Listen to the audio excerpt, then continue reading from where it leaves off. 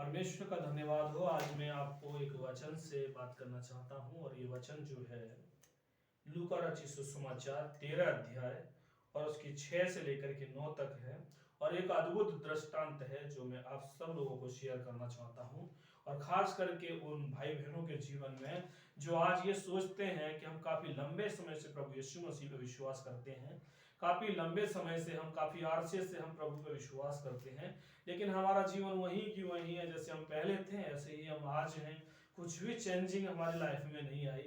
क्या प्रभु यीशु मसीह हमारे जीवन में कुछ अद्भुत करना नहीं चाहता? क्या परमेश्वर ने हमको आशीष के रूप में नहीं बुलाया? बहुत उनके विचार होंगे, बहुत सारे उनके सवाल होंगे, बहुत सारी बातें वो सोचते होंगे कि ऐसा क्यों हमारे लाइफ में, हम पहले थे वैसे अब हैं। निराशाएं उनके जीवन में होंगी, बहुत सारी परेशानियां उनके जीवन में होंगी, वो सोचते भी होंगे और बहुत सारी चर्चा भी करते होंगे कि हम इतना आशीषमय नहीं हो पाए। वो कारण क्या है कि वो आशीषमय नहीं हो पाए? इस वचन के द्वारा, इस दृष्टांत के द्वारा मैं आप सब लोगों को बताना चाहता हूं और ये दृष्टांत जो है मैं पढ़ता हूं, उसके बाद आगे बताएंगे। फिर उसने यह दृष्टांत भी कहा, किसी की अंगूर की बारी में एक अंजीर का पेड़ लगा हुआ था। वह उसमें फल ढूंढने आया परंतु ना पाया। तब उसने बारी के रखवाले से कहा, देख, 3 वर्ष से मैं इस अंजीर के पेड़ में फल ढूंढने आता हूँ परंतु नहीं पाता। इसे काट डाल कि यह भूमि को भी क्यों रोके रहे। उसने उसको उत्तर दिया, हे स्वामी, इसे इस वर्ष और रहने दे कि मैं इसके चारों ओर खोद कर खाद डालूं। यदि आगे को फले तो भला, नहीं तो उसे काट डालना। आमीन। इस वचन में लिखा हुआ है कि किसी की अंगूर की बारी में एक अंजीर का पेड़ लगा हुआ था। कलीसिया के विषय में है। आज बहुत सारी कलीसियाएं हैं, बहुत सारी कलीसियाओं में प्रभु यीशु मसीह फल ढूंढना चाहता है उन विश्वासी भाई बहन के जीवन में जो उसमें जाते हैं और उसकी संगति करते हैं, उसमें फल ढूंढना चाहता है।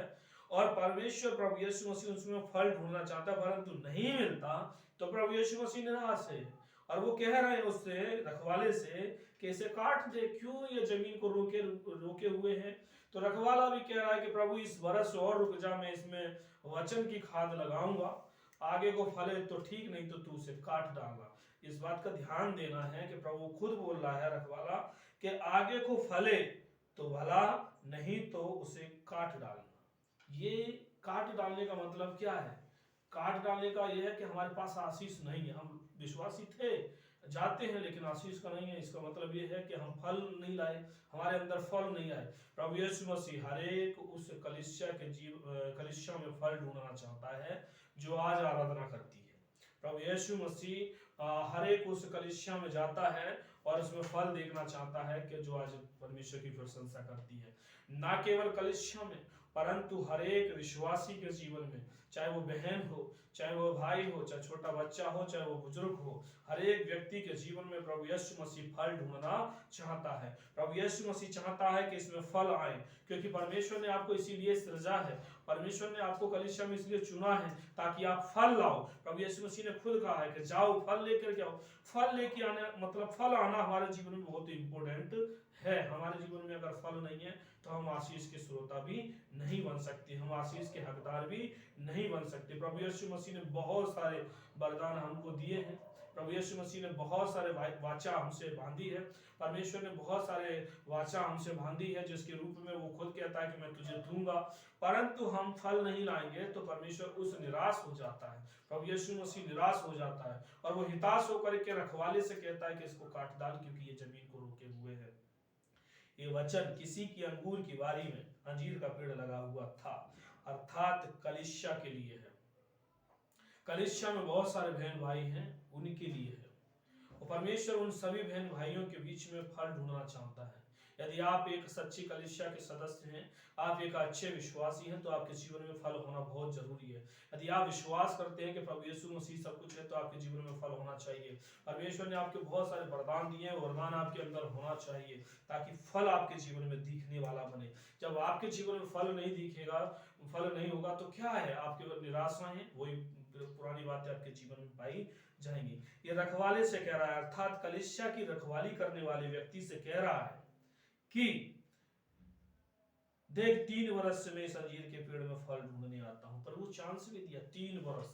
एक मोटा मोटी विश्वासी को 3 वर्ष काफी होते हैं प्रभु में आगे बढ़ने के लिए।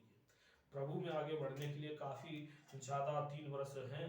प्रभु यीशु मसीह ने अपनी सेवकाई शुरू करी थी, तो सेवकाई से लेकर के अपनी मृत्यु तक लगभग 3.5 साल का समय है। तो उसने चेलों को कितना तैयार कर दिया था। 3 साल में, आज बाइबल कॉलेज में भी जाओ तो BTH होता है, 3 साल होता है। सो 3 साल 4 साल बहुत है। अगर आप 10 साल हो गए, 20 साल हो गए और कलीसिया में आप कुछ भी नहीं है, तो आपके अंदर कमी है, आपके अंदर फल नहीं है, आप फल के विषय में सचेत नहीं है, आप फल के विषय में सोच नहीं रहे हैं, आप फल के विषय में जागृत नहीं है। आप जानते हैं, सब कुछ पढ़े हैं, आप समझते हैं, आप बाइबल को जानते हैं, आप सब चीज जानने के बावजूद भी आपके फल नहीं है, तो प्रभु यीशु मसीह क्या कहेगा? इसको काट डाले, इसको हटा दे, इसको उजाड़ दे, क्योंकि ये कलीसिया में जगह क्यों घेरे है? कलीसिया में जगह इंपॉर्टेंट नहीं है, फल इंपॉर्टेंट है, क्योंकि आपके अंदर फल होना बहुत जरूरी है। हालेलुया। अगर आपके अंदर फल नहीं है तो प्रभु यीशु मसीह निराश हो जाएगा। आज बहुत सारी कलीसियाओं में फल नहीं है। आज बहुत सारी कलीसियाओं के विश्वासियों के जीवन में फल नहीं है। आज वो बहुत सारे विश्वासी भाई बहन, लीडर, डीकन, पासवान और संगति करने वाले लोगों के अंदर फल नहीं है। परमेश्वर चाहता है कि उस हर कलीसिया के विश्वासी के जीवन में फल होने वाले बने। परमेश्वर चाहता है कि हर कलीसिया के विश्वासी के जीवन में वरदान होने पाए। परमेश्वर चाहता है कि इनके अंदर फल हो। अगर आपके अंदर कुछ भी फल नहीं है तो कम से कम पवित्र आत्मा के 9 फल तो आपके अंदर होना चाहिए। वो फल आपके अंदर दिखने चाहिए। कलीसिया में लोग आपसे कहने पाए कि ये बहुत अच्छा व्यक्ति है, क्योंकि आपके अंदर विश्वास का, प्रेम का, संयम का, धीरज का फल होना चाहिए। अगर आपके अंदर फल नहीं है तो आप कलीसिया में बुझे हुए और निराश व्यक्ति हैं, और आपके जीवन में आशीष कुछ भी नहीं हो पाएगी। प्रभु यीशु मसीह कलीसिया के रखवाले से कह रहा है कि इसको काट दे। कलीसिया का रखवाला भी प्रभु से प्रार्थना करता है कि प्रभु 1 साल और छोड़ दे, मैं वचन के द्वारा एक बार और सिखाऊंगा, मैं वचन के द्वारा और समझाऊंगा, मैं वचन के द्वारा इसे और मोटिवेशन करूंगा। लेकिन अगर फिर भी ना फले प्रभु, तो जो इच्छा आपकी हो उसके जीवन से पूरी होए।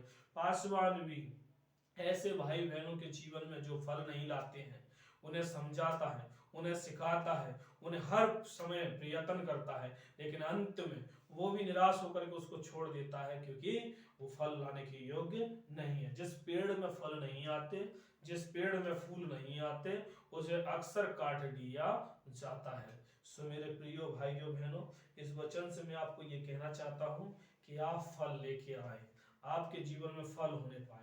आपके जीवन में बाइबल में बहुत सारे वरदान हैं, बहुत सारे फल हैं, बहुत सारे वरदानों को आप अपने जीवन में प्रयोग कीजिए। आप कम से कम उन वरदानों के विषय में चर्चा और उस पर काम करना शुरू कीजिए। प्रार्थना कीजिए कि प्रभु अगर मेरे पास वरदान नहीं है, मेरे पास फल नहीं है, तो कैसे आप मेरे जीवन में फल लेकर के आना चाहते हैं? इस प्रकार की प्रार्थना करें। परमेश्वर आपको आशीष देगा।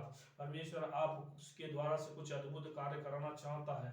परमेश्वर आपके द्वारा से कुछ बड़ी सभा करना चाहता है। परमेश्वर आपके द्वारा से परमेश्वर के वचन का प्रचार करना चाहता है। परमेश्वर आपके द्वारा बहुत बड़ी संगति चाहता है। परमेश्वर आपके द्वारा सुसमाचार प्रचार चाहता है। परमेश्वर आपके द्वारा से मसीहत को बढ़ाने का चाहता है। प्रभु आपको बहुत इस्तेमाल करना चाहता है, बशर्ते कब? जब आप फल लेकर के आओगे तब। परमेश्वर से प्रार्थना करते हैं, छोड़ देते हैं। परमेश्वर से हम प्रार्थना करते कहते प्रभु आप सब जानते, प्रभु सब जानता है, लेकिन आप फल कब लेकर के आएंगे इसकी वो आशा करता है।